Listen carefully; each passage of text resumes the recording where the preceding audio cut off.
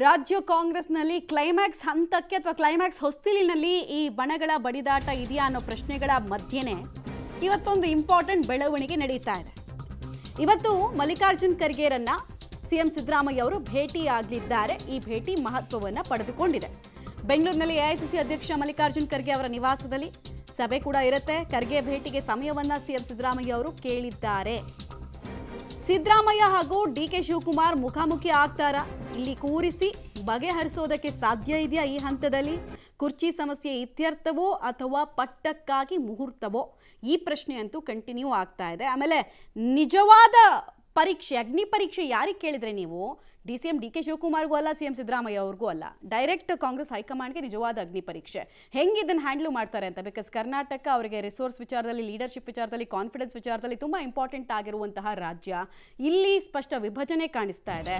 ಅದನ್ನು ಬಗೆಹರಿಸೋದಕ್ಕೆ ಸಾಧ್ಯ ಇದೆಯಾ ಹೈಕಮಾಂಡ್ ಕೈಯಲ್ಲಿ ಅನ್ನೋದು is a very important $1 million ಪ್ರಶ್ನೆ. ಖರ್ಗೆ ಮುಂದೆ ಸಿಎಂ ಸಿದ್ದರಾಮಯ್ಯನವರು ಇವತ್ತು ಯಾವ ರಾಜಕೀಯ ದಾಳವನ್ನು ಉರುಳಿಸಬಹುದು? ಶಾಸಕರ ತಲೆ ಎಣಿಕೆ ಆಗಲಿ ಅಂತ ಹೇಳಿ ಪಟ್ಟನ ಹಿಡಿತಾರ? ಬಲಾಬಲ ನಡೆದೇ ಬಿಡಲಿ ಎಂಬಂತಹ ಹಠಕ್ಕೆ ಬಿದ್ದು ಬಿಡ್ತಾರ? ಸಿಎಂ ನಡೆಯ ಬಗ್ಗೆ ಹೈಕಮಾಂಡ್ಗೆ ಇವತ್ತು ಕ್ಲಾರಿಟಿ ಸಿಗುತ್ತಾ?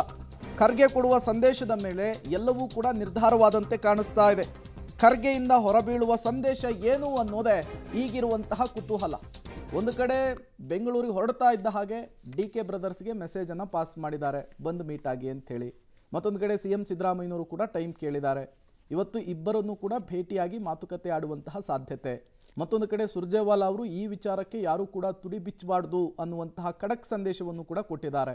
ಹಾಗಾಗಿ ಇವತ್ತು ಖರ್ಗೆ ನಿವಾಸದಲ್ಲಿ ಇಬ್ಬರು ನಾಯಕರುಗಳ ನಡುವೆ ಏನು ಚರ್ಚೆ ಆಗುತ್ತೆ, ಸಭೆ ಆಗುತ್ತೆ ಅನ್ನೋದು ತುಂಬ ಮುಖ್ಯವಾಗುತ್ತೆ.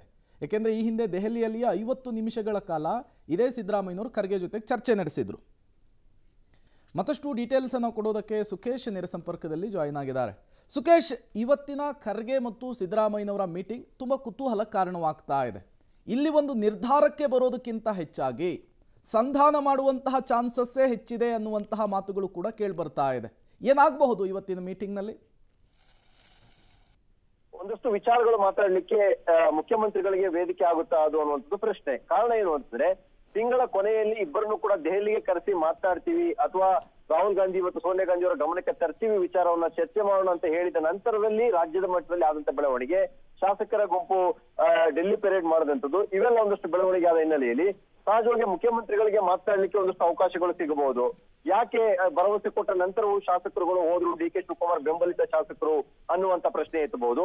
ಅಥವಾ ಈ ರೀತಿ ಒತ್ತಡ ಮಾಡೋದಾದ್ರೆ ಎಲ್ಲವೂ ಮಾತುಕತೆಗಿಂತ ಮುಂಚಿತವಾಗಿ ಒತ್ತಡವನ್ನು ಮಾಡ್ತಾ ಇದ್ದಾರೆ ಅನ್ನೋದಾರೆ ಆಯ್ತು ನೋಡೋಣ, ಹಾಗಾದ್ರೆ ಬಲಾಬಲ ಪ್ರದರ್ಶನ ಆಗ್ಲಿ ಅನ್ನುವಂತ ವಿಚಾರವನ್ನು ಪ್ರಸ್ತಾಪಿಸ್ತಾರ.